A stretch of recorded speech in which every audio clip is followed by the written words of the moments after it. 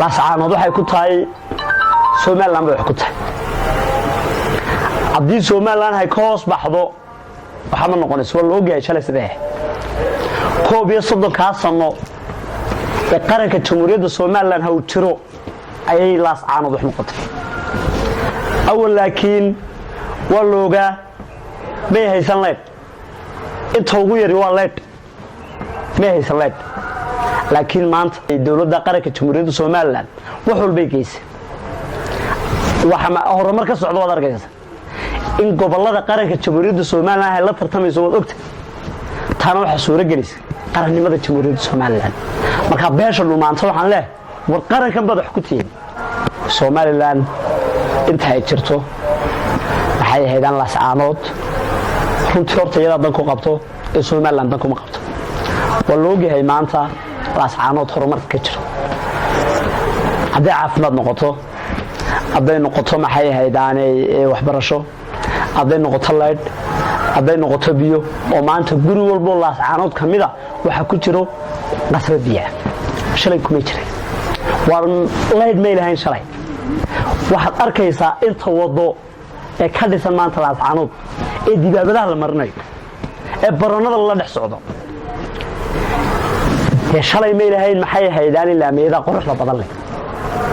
haddii ay yiraahdo waan goosanaynaana dibaabadaha quruxda badan la dhex mari maayo sideedii bay ku noqon bila leed bay ku noqon bila waxbarasho ku noqon bila biyo ku noqon horumarka waxa uu gooyay reer laascaanood qaranka Jamhuuriyadda Soomaaliland runtii xalay aad baan maxay haydaanay uga cadhooday kliban daawanay oon arkay calankii tawxiidku haw ku qornaa oo dhulka la dhigay oo kii Soomaaliya haw ka babanayay laascaanood runtii waa wax laga xumaaday war maanta Soomaaliya waxa ka jira weyn ognahay meeliyadii qiiqayso laascaanood waxa ma tari karto laascaanood waxay ku aanamaashay nabadda qaranka Jamhuuriyadda Soomaaliland waxay wax ku noqotay nabadan garwadeeka uu ka yahay maanta madaxweynaha qaranka Muuse Biixi Cabdi inta Soomaaliland hay maxay haydaanay saami ay kaastan oo loo gahay beesha maanta runtii waa la oran karaa kuma filo laakiin tabashada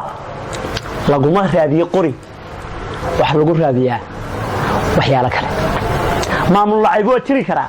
laakiin qaran lacayb ma tiri kara daadeer 2014 gobolka awdal waxa ka baxday jabad waxay ahayd maamul lacayb ee qaran lacayb ma ahayn wala hadal baa lagu dhameeyay waa beesha dhulmaantay walaalahay waxa faraya ma qaran lacayb baa wixii nimso maamul lacayb wax laga qaban karaa laakiin qaran lacayb hada dheerti qaranka Jamhuuriyadda Soomaaliland shalay cunay aad wax ku ahayd ee ku qurux badnaatay magaalada ayaa ku qaban deeyay hoos u eeg bilicda magaalada eeg horumar ka socdo eeg ganacsadaha weyn Mr. Jabuutawi maanta oo ganacsada weyn alxamdulillah laakiin Soomaaliland horteed waxa ma ahayn laakiin maanta ganacsatada qaranka Jamhuuriyadda Soomaaliland ugu waaweyn buu kamid yahay waxa keenay waa nabadda war wal wada og yahay nabaddu qiimaha hay leedahay